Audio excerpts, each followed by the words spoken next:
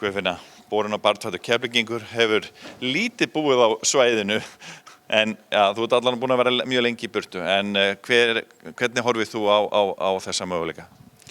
Ég náttúrulega alltaf Keflvíkingur og ég kem alltaf heim, en þá segi ég kom alltaf heim. Þannig að þó ég hef ekki búið hérna lengi, þá býr hjarta mitt hér, alltaf og mun alltaf gera. En það má kannski líka spyrja, af hverju bý ég þá ekki hér?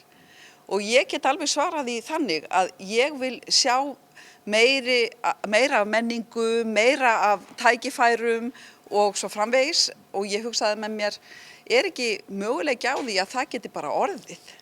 Og þegar maður velti fyrir sér framtíðinni, þá svo hollt að standa svona tilbaka og horfa á tækifæri.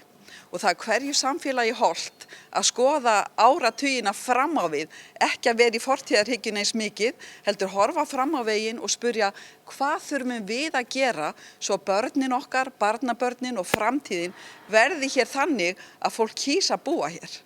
Og ég held að í þessu verkefni felist möguleiki á að koma góðri samræðu af stað.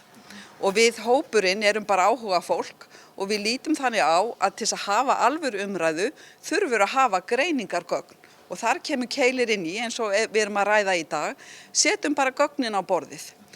Ef við höfum gögn þá höfum við líka tækifæri að ræða vitrænt.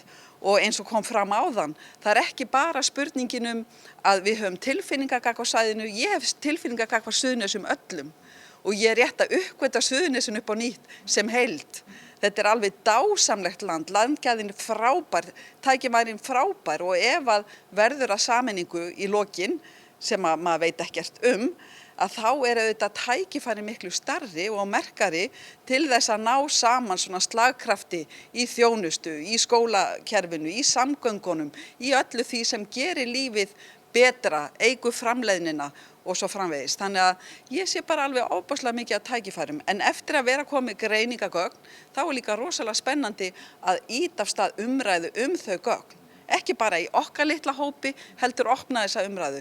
Og virkilega velta því fyrir sér í hvernig samfélag vil ég búa og ekki síður í hvernig samfélagi vil ég móta þannig að fólkið okkar vilji búa hér. Að loka punkturinn á þessu svo aftur það að spyrja sameiningu, að spyrja hvernig förum við þá að því að auka lífsgæðin og gera okkur sterkari.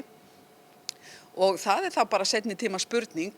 Ef maður horfir inn í framtíðina það mjög líklegt að það komi upp en það tilgáta hópsins, tilgáta tekið fram vegna þess að hópurinn ekkert búinn að ákveða svona verði hlutirnir, heldur áhugamanna hópur að segja hvað getum við gert núna til að gera þetta meira spennandi samfélag, að auka lífsgæðin á svæðinu, að gera það sem að hægt núna til þess að byggja undir framtíðina.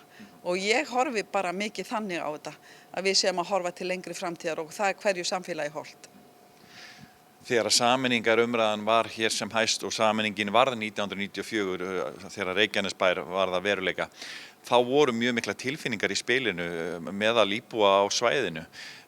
Hefur þú trú á því að tilfinningarnar séu aðeins minni í dag? Fólk að átta sig á því að maður þarf kannski að horfa aðeins öðruvísi á þetta heldur en út frá tilfinningum? Sko, ég bjó einhvers staðar allt annars staðar í útlöndum árið 1994 þannig að ég kynntist þess ekki beint.